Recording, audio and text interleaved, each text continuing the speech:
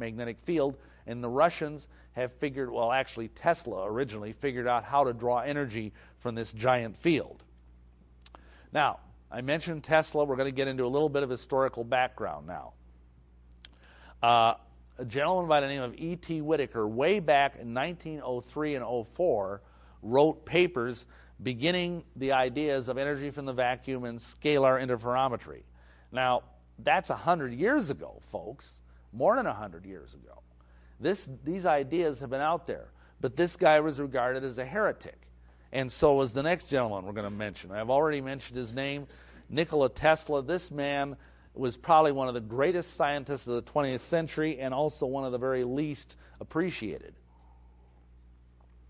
He was decades, if not centuries, ahead of his time.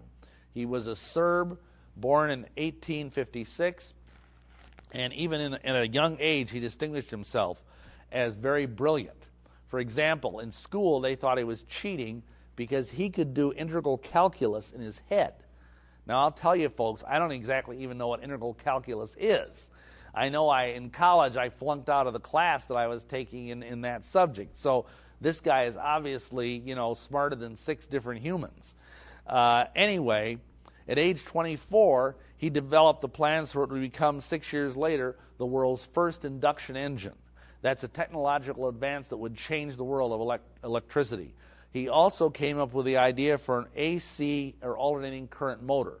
Nowadays, basically everything that almost everybody uses is AC current. This guy was decades ahead of his time. He had discovered and was using a new type of electrical wave. He repeatedly stated that his waves were non-Hertzian and his wireless transmissions did not fall off as a square of the distance. Now, what does that mean? Well, what it means is that, like, if you're driving in your car and you're listening to the Prophecy Club on your favorite Christian station, okay, and if you're driving away from the radio station, what happens? You start losing the signal. You start getting static, and then finally there's nothing left. That's because regular radio waves fall off as the square of the distance. His waves don't do that.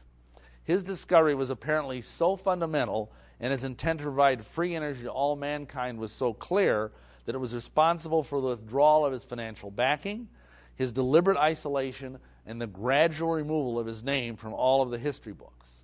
So in other words, this guy went down the memory hole because his great dream, he had 2 great dreams. One was to produce free electricity for everyone. He arrived in 1928 in New York City. He had only 4 cents in his pocket and some of his mathematical equations. He also had a letter of introduction that would enable him to meet the master of electricity, Thomas Alva Edison.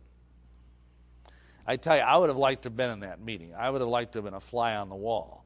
But anyway, when he met with Edison, he tried to convince him to use AC power. Now, Edison was running on DC current, and he saw AC power as a competition. DC means direct current. So Edison did what everybody did in this situation. He hired the guy hoping to co-opt him.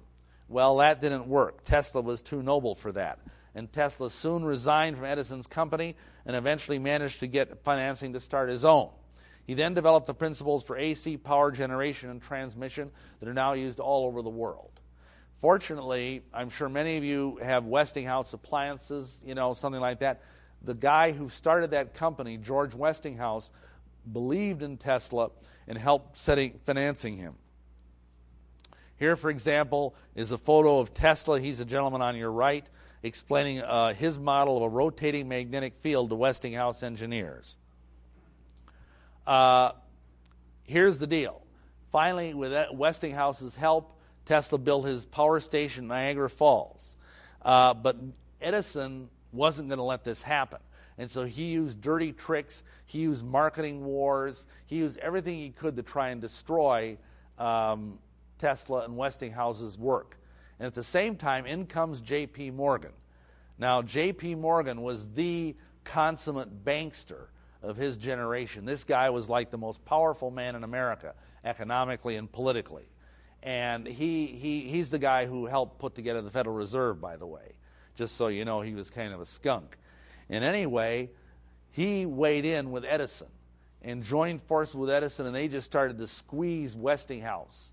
And in order to save Westinghouse, Tesla graciously gave up his rights and all of his royalties to the inventions that he achieved under Westinghouse and backed out of the company. So that's the kind of guy he was. He was very altruistic, very generous, very noble. Some people would say very stupid, but he was very smart about electricity. Look at some of the stuff he achieved. He developed neon and fluorescent lights. He explored high-frequency electricity. In 1891, he patented the Tesla coil, which is really now the only thing you'll ever read about in history books about Tesla, is that he invented the Tesla coil. And that was probably the least of his achievements. In 1890, he developed short-range wireless power. And he was on his way to building the radio.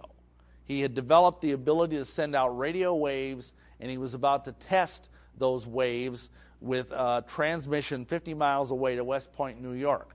Unfortunately, there was a mysterious building fire, and it destroyed his work, and that really slowed him down. And so along comes Guglielmo Marconi, who instead got to the patent office first, and he is the one who's credited in the history books with inventing the radio. He came up with more amazing inventions. In 1898, he came up with the world's first remote-controlled boat. It was equipped with what he called a borrowed mind, and that was the birth of robotics. He worked to develop broadcast power through the air. In other words, just in the last 10 or 15 years, we've gotten to the point that we can send, like we can have wireless mics and wireless other things, and now we even have wireless internet connections. Well, he was doing that a century ago. In Tesla speculated about ways to use electricity to control the weather. And this is where we start moving into the scalar dimension. He also believed one could draw energy from the earth itself to achieve virtually infinite electrical power. And his dream was to have a little box, not much bigger than a bread box, you could put in any house in America, and that would draw power from the earth and give every home in America free electricity. He said this to J.P. Morgan: "When wireless is fully applied, the earth will be converted into a huge brain capable of response in every one of its parts." No wonder J.P. Morgan was scared of him. During World War I, Tesla conceived what would become radar, but could not get the financing to develop it because all of these people were telling everyone he was a nut. He also warned about what would become V-2 rockets and guided missiles. In 1931, Tesla told the press he was on the way to developing an entirely new source of energy from a new and unexpected source. 1934 New York Times headline: "Tesla at 78 bears new death beam." The article reported that the new invention will send concentrated beams of particles through the free air of such tremendous energy that they will bring down a fleet of 10,000 enemy airplanes at a distance of 250 miles. Tesla stated the death beam would make war impossible by offering every country an invisible Chinese wall. That was his utter dream. He wanted to stop war because he'd seen what happened in his own homeland with war. And what he wanted to do was give every country this invisible shield that would prevent it from being invaded or attacked by enemy aircraft. What set Tesla's proposal apart from the usual run of fantasy death rays was his unique vacuum chamber. And it had one end open to the atmosphere. He devised a unique vacuum seal by directing a high-velocity airstream at the tip of the gun to maintain high-level vacuum. The necessary pumping action would be accomplished with a large Tesla turbine that he developed also. Tesla dreamed that his concepts would make war obsolete. He tried to go to the U.S. government with this, the Department of War. They weren't interested. He tried to go to the British. He tried to go to the French.